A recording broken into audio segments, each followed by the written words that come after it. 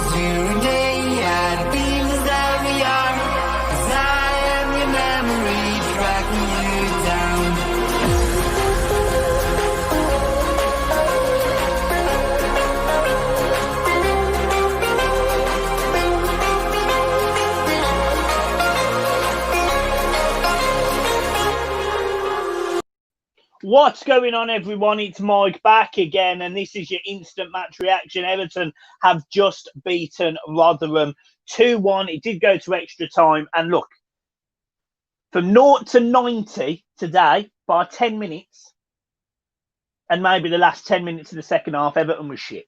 Let's not sugarcoat it. We were shit. But there was a lot of positive signs after. So, you know, I want to get straight into the positives. Let's talk about the positives of the game. So, fucking hell, Rotherham absolutely give Everton a game today.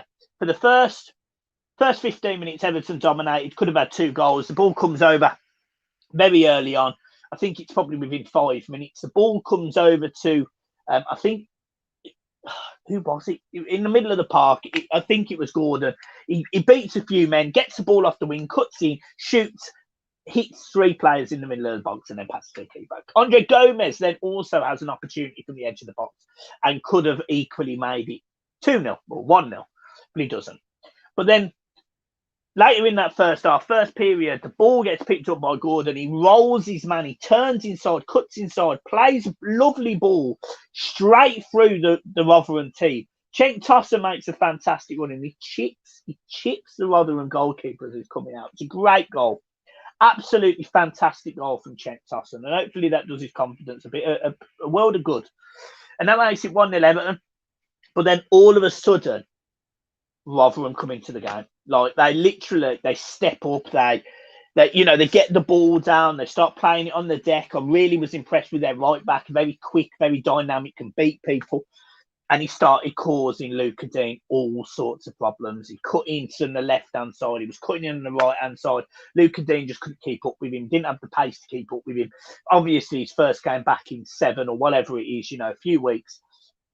He just couldn't cope with him. And, you saw it. And then Luca Dean got subbed. Mina come on. Ben Godfrey went over to left-back and Everton just looked more solid instantly like that. And I remember saying in the stream, obviously, massive shout-out to all you guys that were in the stream earlier, but I remember saying at the time, Mina coming on is going to make this more solid. And it was. However, they'd already got the equaliser, and that was really shit defending. The ball's bouncing around. It's all over the place. And the lad is sitting pretty much. The ball comes over and he lashes it in the bottom corner. It's not a great finish, but it's 1-1. And Rotherham fully deserved that. They fully deserved the 1-1 draw at full time. Everton did get a goal towards the end from Cenk Toffee, which was ruled offside. Now, as I described him, he's very much got like a flan head. It's all empty in the middle here, but around he's got like a band of hair, and that band of hair appears to have made him go offside, which, again, I don't agree with. I mean, there's a load of bollocks in it. But, yeah, I mean, we weren't great today. We weren't great today, but, there was positives, and we went into extra time, and literally within 2 minutes, Decore scores, picks up a ball, good pass from James. Decore's running straight through the middle. It's a good finish, 2-1. And Everton really controlled extra time then. Nkunku, come on, looks absolutely fantastic. And, it does my head in, and people have sort of said that at the start of the season I was getting too much hype around Nkunku. He's absolutely fucking fantastic. Like, Nkunku is fantastic. He's quick. He's dynamic. Within 2 minutes of coming on, we've almost scored because he's beat his man and simply put the ball in the box. He's not fuck-arsing about. He's not turning back. He's simply putting the ball in the box. And I love him. I absolutely love him. I'm just reading some of the comments. Apparently, Tosson might have done something on his celebration, so I don't know anything about that. So I can't mention it because I don't know, but we'll see what he said in his celebration. But, you know, Nkunku, for me, really, really impressed me. You know, really impressed me. He gets the ball, he beats a man, and it's time and time again, you know, he beats a man, the ball comes into him from Godfrey. He's got a man behind him. He manages to nutmeg him, run past him. I love him. You know, to think he's 19 years old or whatever he is, he's absolutely fantastic. And for me, I'd start him in left midfield. You know, I'd start him on the wing. Phil Mason is absolutely right. Luca Dean isn't fit. So I'm not going to sit here and slag him off. This was a good game for him to come back, get 60, 65 minutes under his belt. But it was a tough game for him. And Rotherham come to Goodison and did a good job. And, you know, like we've struggled against all Uniteds at Goodison this season, you know, Man United, Leeds United, West Ham United, you know, Rotherham were another United that come to Goodison today and did a really, really good, solid job on a Premier League team, you know, and in any other circumstances, they would have gone away with a replay today and off that performance, fancied their chances at home against Everton. So I can't do anything other than praise Rotherham today because they were really, really good. In terms of the VAR decision, it's typical fucking VAR. I don't know whether it was offside or not because no one fucking knows. You get so close to start looking at it. But to me, it's a goal. You know, if it's not clear and obvious that he's offside, it's a goal. I mean, they've done him from his flaneur, but I mean, fucking hell. But Everton seriously need to step up. And as well, massive shout out to Yuri Mina because he was absolutely fantastic. And, you know, he come on. There was a block he did in the second half where he's ran across the entire box and stuck his, I think it was his bollocks on the line. He stuck his bollocks right on the ball and he's made a really, really solid block. And you just sit there and think, you know what, this isn't the same Yuri Mina from last season. This is the Yuri Mina that sort of developed. This is the one that we spent £30 million on from Barcelona. This is the one that Man United wanted. Adam Smith, massive question there. Do you think Nkunku starts over Richarlison? I think it's difficult for me to answer that because there'll be a lot of people that would not like my answer. Richarlison's been poor for a while, and Nkunku, in my opinion, is our most direct winger. I know he's a left back, but he is our most direct winger. And I said this at the start of the season, if you remember. I said, he reminds me of Gareth Bale. Gareth Bale was at Spurs, played as a left back, and then come forward and developed into a winger, and then into a centre forward, or then a left forward, or whatever you call him. For me, I'll give Nkunku a start, yeah. I really like Nkunku. I really rate him. I think he's a very talented footballer. Hazrat Meerkat 150 out on the watch along. To be honest, mate, it was the watch along was mad. I don't know how many views it got, but it got a fair amount. And now there's 176 people having just spent 3 hours with me watching the watch along. You know, you're now watching me again. I fucking love you lot. You know, I'm not going to sit here and say any other way. I fucking love you lot. And I know you don't always agree with what me and John say. And I get it. You know, it's just opinions. But fucking hell, today was rough. But Nkunku come on today, showed real quality. James looks tired. And it surprises me he's had 4 weeks off. So maybe it's just rusty. But he didn't look up to it completely today. Luca Dean looks, you know, I wouldn't start him against Wolves. And that's not a criticism of Luca Dean. I just think he's very, very tired. And then you've got the positives of, you know, Cenk Tosun getting a goal, putting himself in the shop window. Maybe he's going to go, maybe West Brom. You know, that's a positive. Nkunku, really good. I thought Bernard did okay, hit the post when he come on. Decore come on, helped the team. Mina, solid. Keane looked a load better with Mina on. Seamus Coleman, although first half he also got tore a new one. He was better. Wormy Spoons, I know the kid crosses 2 balls and play him over Richard. Have you seen how bad Richie is lately?